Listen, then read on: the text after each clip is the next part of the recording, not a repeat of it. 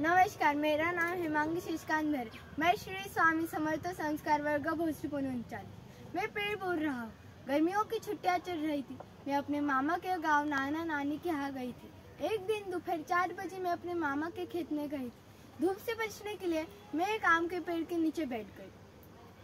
मामा मामी थोड़ी दूर पर खेत में काम कर रहे थे। इतने में मुझे रोने की सिसकने की आवाज आई। मैंने इधर उधर देखा मगर मुझे कोई नजर नहीं आया।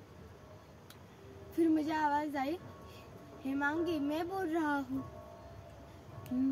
थोड़ी देर के लिए मैं तो डर ही गई थी। फिर भी मैंने पूछा, मैं कौन? यहाँ तो कोई नजर नहीं आ रहा है। फिर मुझे आवाज आई, हिमांगी मैं बोल रहा हूँ, आम का पेड़ जिसके नीचे छांव में तुम बैठी हो। मैं बोली, आप रो क्यों रहे हो? पेड़ बोला, मेरे पास जो भी आता है मैं उसे छांव देता हूँ, फल देता हूँ, फूल देता हूँ। मंगल कलेश के लिए, वंदनवार के लिए मेरे पत्ते काम आते हैं। मैं किसी को कुछ नुकसान नहीं पहुँचाता हूँ। मेरी बड़ी बड़ी टहनियों पर बच्चे झूला झूलते हैं, तब तो मुझे बहुत आनंद होता है। कार्बन डाइऑक्साइड लेके आप सबको ऑक्सीजन देता हूँ। इतना ही नहीं, तोते को तो कैसे समझ आ जाता है मेरे आम पके हैं या नहीं। इतने दूर दूर से आम खाने के लिए आते हैं। मेरे छांव में बच्चे बूढ़े अपना सुख दुख बांटते हैं। चिड़िया अपना घर बनाती है। इतना ही नहीं, चींटियां तो मेरे फूलों के सुगंध से कितने ऊपर तक आती है। मधुमक्खियां अपना घर बनाती है। मैं बोली, ये सब तो ठीक है, पर आप रो क्यों रहे हो?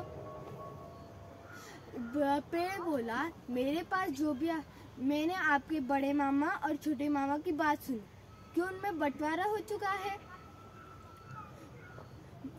वो कहते हैं ना, पेड़ काटने आए हैं कुछ लोग मेरे गांव में, पेड़ काटने आए हैं कुछ लोग मेरे गांव में, अभी बहुत धूप है कहकर बैठे हैं मेरे छांव में।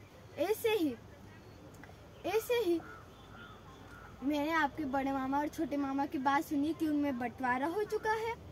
बड़े मामा के हिस्से में एक खेत गया था, इसलिए बड़ा मामा बोल रहा था, मेरे हिस्से में पेड़ आता है, इसलिए मैं इस पेड़ के आम किसी को नहीं दूंगा। छोटा मामा बोल रहा था, मुझे आम नहीं मिलेंगे तो मैं पेड़ काट डालूंगा। आपके मामा के दादाजी ने मुझे यहाँ लगवाया था। बहुत प्यार करते थे वो मुझसे। जब मैं छोटा था तब मुझे हमेशा यह डर रहता था कि जानवर आकर मुझे कुचल ना दे, मेरे जड़ों से अलग ना कर दे। तब मुझे बिजली से, तूफान से, बारिश से बहुत डर लगता था। एक बार तो बहुत जोर से तूफान आया था, तब मेरी डाई वाली टहनी टूट गई थी। फिर मैं धीरे धीरे बड़ा होता चला गया और निडर बनता चला गया। मैं आप जैसे इंसान की तरह नहीं हूँ, भोजन के लिए दूसरों पर निर्भर रहने वाला। मैं अपना भोजन स्वयं बनाता हूँ। दरअसल पत्ते खाना बनाते हैं और वो भोजन उनके साथ चला जाता है। इस प्रक्रिया में सूरज, जल और कार्बन डाइऑक्साइड की जरूरत होती है। हम वृक्षों ने, पेड़ों ने हमेशा प्रकृति और मनुष्य का भला चाहा है। हमने हमारे लिए पत्ते दिए, फूल दिए, फल दिए, कभी उफ तक नहीं किया।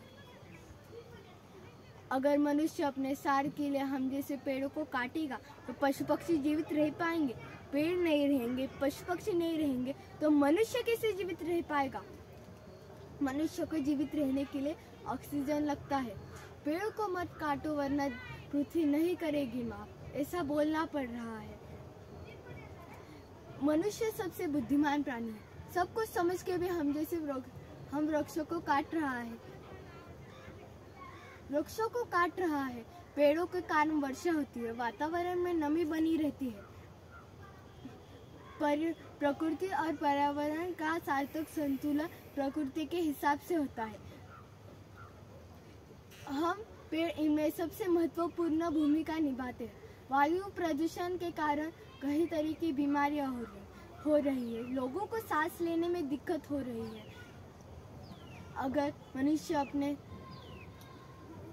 अगर हम जैसे पेड़ों को काट दिया जाएगा तो बीमारियां बढ़ती चली जाएगी। किसी ने तो सही कहा है, हवा भी बाजारों में बिकने लगी है।